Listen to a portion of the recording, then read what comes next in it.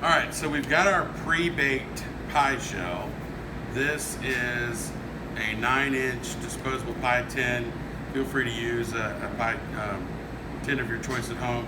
I've got our pie dough in here. It's been par baked until it's just blonde, and that's about where I'm going to stop at. And then I've got apples and pears, and you can mix and match. There's a lot of different things. I know I sent you guys home with probably about 7 or 8 apples and pears, so you're going to chop those up. So you can go through coring and peeling, or you can also use one of these peel away machines. I've never really tried it for pears, but if the pear is firm enough, it should go straight through. Of course, that pulls right off. You can go ahead and cut that in half, drop that in. But for apples, this thing is amazing. I love using this machine for the apples. It works out really, really well. And I usually use a mixture of Granny Smith and like a Washington green. I don't typically use the red apples of nature when I'm doing apple pies. I feel like that a Granny Smith has the tartness, and it bakes up nicely, and it withstands the oven, the long bake. This is a long bake pie. It takes a little while. This is not something you're going to bang out really quickly. So let's talk about some of our ingredients. Obviously, these apples that I have here in the bowl are going to release some moisture. So to grab that moisture, we're going to add some flour to that. Of course, some spices, a little bit of cinnamon, and you could also put in a little bit of fresh cardamom, is always good. A little bit of vanilla, and then of course our sugar. It's about 9 ounces of sugar. And you can go ahead and get in there with your hands, coat everything really, really well.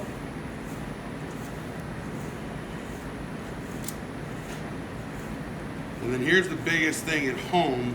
You want to make sure that your rack is in the lower part of the oven. And you also put this pie on a pan, a drip pan, because it's going to create some juices and things. Now, stay with me here for a second, because when you first see how I load this apple pie up, you're going to be like, there's no way that these 6 or 7 apples are going to fit. And I tell you, they will.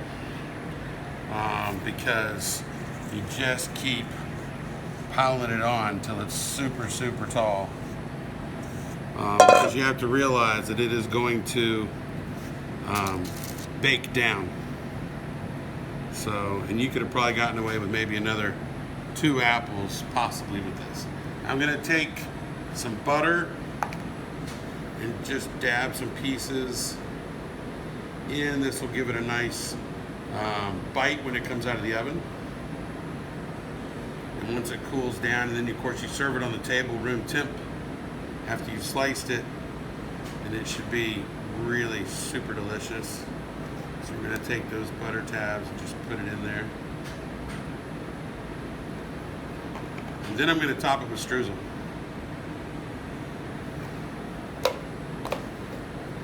So we have our streusel that we made earlier in class this semester. And what I'm doing, you'll notice I hold my hand over here, and then I turn the pie. Basically, I'm using my hand as kind of a shield to catch the streusel, and then kind of give it a little press, because we want to keep that streusel on there.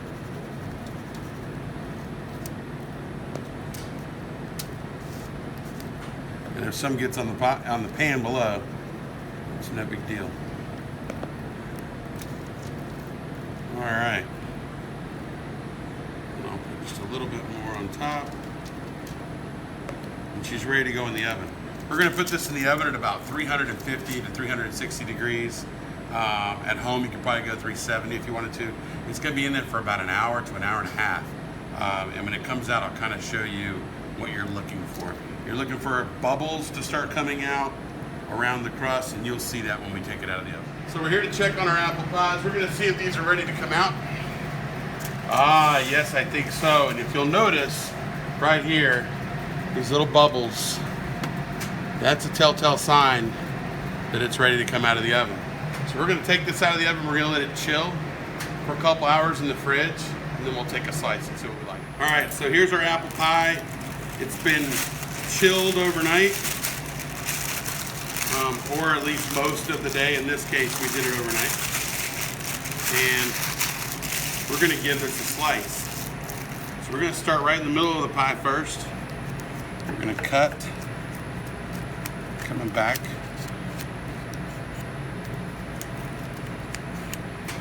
And then we'll take that next slice. And the first slice is always the one that's the hardest to get out, right?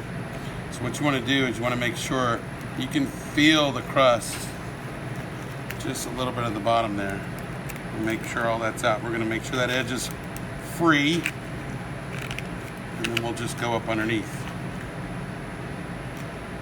Folks, that's what I'm talking about. That's a beautiful apple pie. Super tasty and delicious.